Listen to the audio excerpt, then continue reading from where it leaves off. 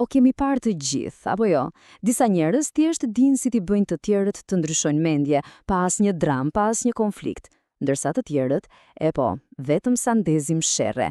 Sekreti nuk është ndonjë magji. Sot do të zbërthem disa parime klasike nga Dale Carnegie për të kuptuar si të udhëheqim pa lënë pas pa kënaqësi.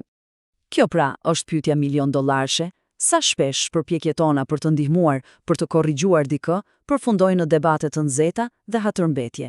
Por, ç'të themi nëse ka një mënyrë tjetër, një mënyrë më të zgjuar? Le ta zbulojmë së bashku.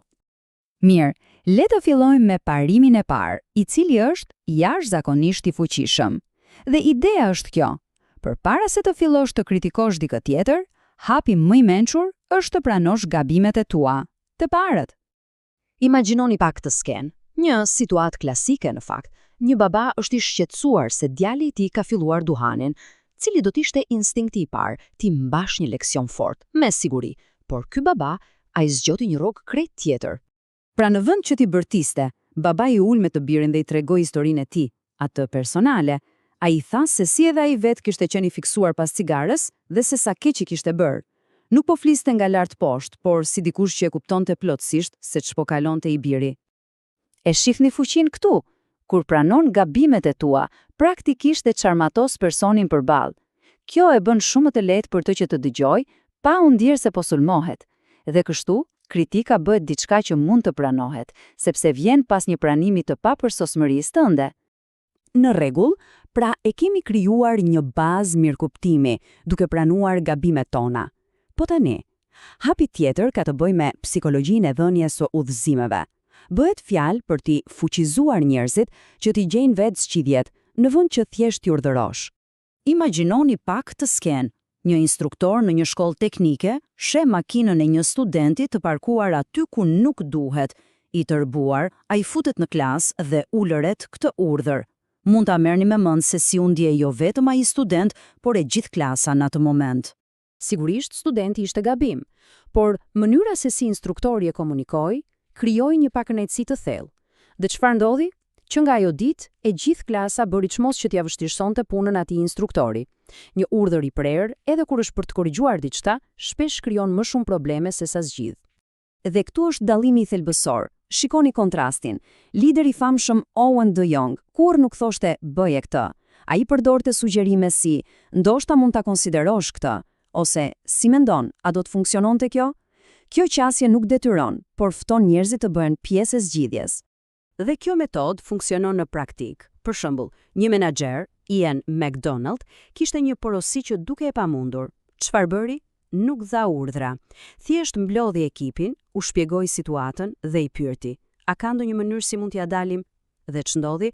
Punojësit vet dolën me ide geniale dhe ja dolën ban me sukses. Pra, thelbi është ky. Pyetjet jo vetëm që i bëjnë udhëzimet më të lehta për t'u pranuar, por ato nxisin kreativitetin. Njerëzit janë shumë më të gatshëm ta përqafojnë një vendim kur kanë qenë pjesë e procesit që e krijoi atë, kaq e thjeshtë. Dhe tani, arrim te parimi i fundit. Ky mund të jetë më i rëndësishmi nga të gjithë, sepse prek diçka shumë të thellë, dinjitetin njerëzor. Ka të bëjë me mbrojtjen e krenarisë së tjetrit, edhe kur ata e kanë bërë lesh e lej.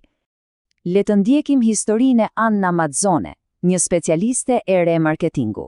Imagjinojeni, i jepet detira e parë e madhe, të testojë një produkt të ri në treg. Presioni ishte i madh, pritshmëritë ishin në qiell. Por gjërat shkuan të merrësisht keq. Ana bëri një gabim të madh në planifikim, aq sa i gjithë estimi duhej bërë nga e para. Dhe pjesa më e keqe, ajo duhet ta raportonte këtë dështim katastrofik në një mbledhje para të gjithë kolegëve dhe shefit të saj. Ana ishte e tmerruar, me plot kuptimin e fjalës. Hyri në atë mbledhje duke pritur që shefi i saj të shpërthente, ta fajsonte, ta poshtronte para të gjithëve. Ishte përgatitur për më të keqen. Por ajo që ndodhi ishte krejt e kundërta.